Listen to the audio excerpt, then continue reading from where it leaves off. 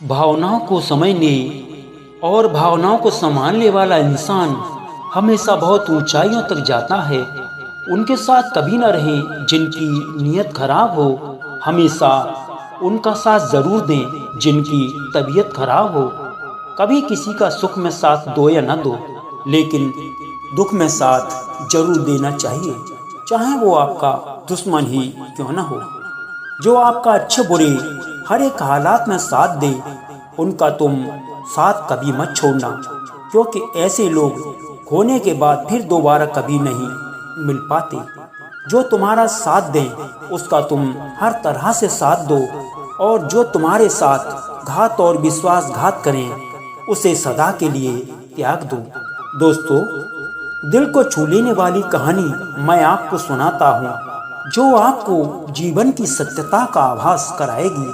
प्रिय दोस्तों, एक बार सुख में किसी का साथ छोड़ देना, मगर भूल कर भी दुख में किसी का साथ कभी मत छोड़ना। यही असली इंसानियत का परिचय होगा, यही सत्य है। तो दोस्तों, कहानी कुछ इस प्रकार से है कि एक बार की बात है, एक शिकारी शिकार करने के लिए जंगल में पहुंचा, और उस शिकारी ने अपने तीर पर बहुत ही खतरनाक जहर लगाकर किसी पशु पक्षी की ओर छोड़ा, लेकिन उसका निशाना चूक वह तीर एक वृक्ष में जा लगा। वह वृक्ष काफी हरा भरा था, उस पर बहुत सारे पक्षी रहते थे, जिसमें तोतों की संख्या ज्यादातर थी। दोस्तों, जैसे वह जहर लगा तीर उस वृक्ष में लगा, वृक्ष धीरे धीरे मुरझाता गया और सूख गया। पेड़ को सूखता देख धीरे धीरे सारे पक्षी उस पेड़ को छोड़कर जाने लगे। दोस्तों, उस पेड़ की कोटर में एक बूढ़ा तोता भी रहता था, जो बहुत ही धर्मात्मा और बहुत अच्छे मन का था। सभी तोते उस पेड़ को छोड़कर जाने लगे थे, लेकिन वह बूढ़ा तोता जाता था और दाना लेकर के आता और अपने उसी कोटर में आकर बैठ जाता था, परंतु उस पेड़ को छोड़ने को तैयार नहीं था। उस बूढ़े तोते को उसके साथियों ने कई बार गंभीरता के साथ समझाया कि यह पेड़ सूख रहा है और यह पेड़ एक दिन गिर जाएगा, चलो किसी और पेड़ पर चलकर रह जाए। परंतु वह बूढ़ा तोता उस पेड़ से जाने को तैयार नहीं हो रहा था। अब यह बात धीरे धीरे देवराज इंद्र तक पहुंची। उन्हें बताया गया कि एक तोता है, वह जिस पेड़ पर रहता है, उस पेड़ को एक शिकारी द्वारा जहरीला तीर लगने के कारण सूखने, गिरने और खत्म होने के कगार पर है, और एक बूढ़ा तोता अभी भी वहीं पर रह रहा है। वह दाना लेकर आता है और वहीं पर रहता है, जबकि उस जंगल में बहुत सारे पेड़ हैं, लेकिन वह उसी पेड़ पर रह रहा है। यह सारी बातें सुनकर देवराज इंद्र उस बूढ़े तोते के सामने प्रकट हुए और उस बूढ़े तोते से कहने लगे कि आप बहुत ही धर्मात्मा हैं और साफ स्वच्छ और अच्छे मन के हैं, लेकिन आप इस पेड़ को छोड़कर किसी और पेड़ पर चले जाइए, क्योंकि यह पेड़ कुछ ही दिनों में गिर जाएगा।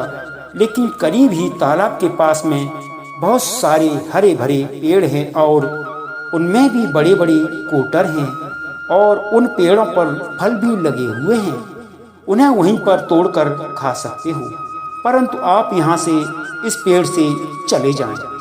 देवराज इंद्र यह बात सुनकर तोता बोला, माफ कीजिएगा, इस पेड़ ने मुझे जीवन दिया है और शिकारियों से मेरी रक्षा की है, हर मौसम में मेरे साथ रहा है। यह कोटर मेरा घर है, यहाँ मैं पला बड़ा हूँ।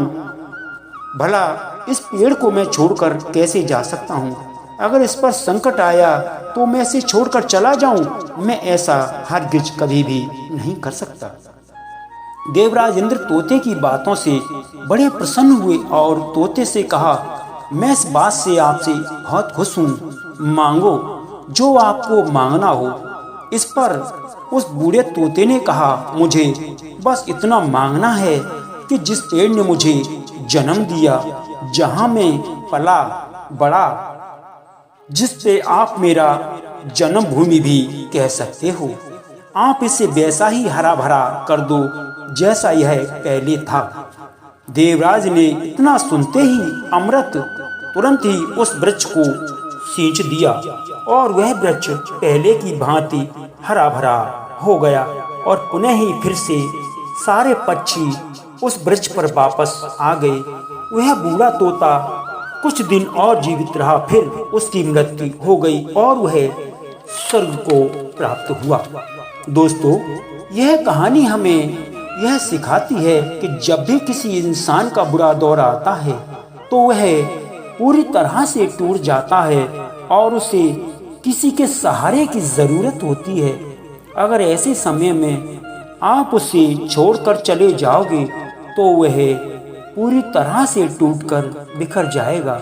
इसीलिए किसी के सुख का साथी बने या ना बने, लेकिन किसी के दुख का साथी जरूर बने। धन्यवाद दोस्तों। आपको हमारी ये कहानी कैसी लगी कमेंट कर जरूर बताएं। अगली बार फिर एक नई कहानी में मिलते हैं आपसे। तब तक के लिए धन्यवाद। नमस्कार दोस्तों।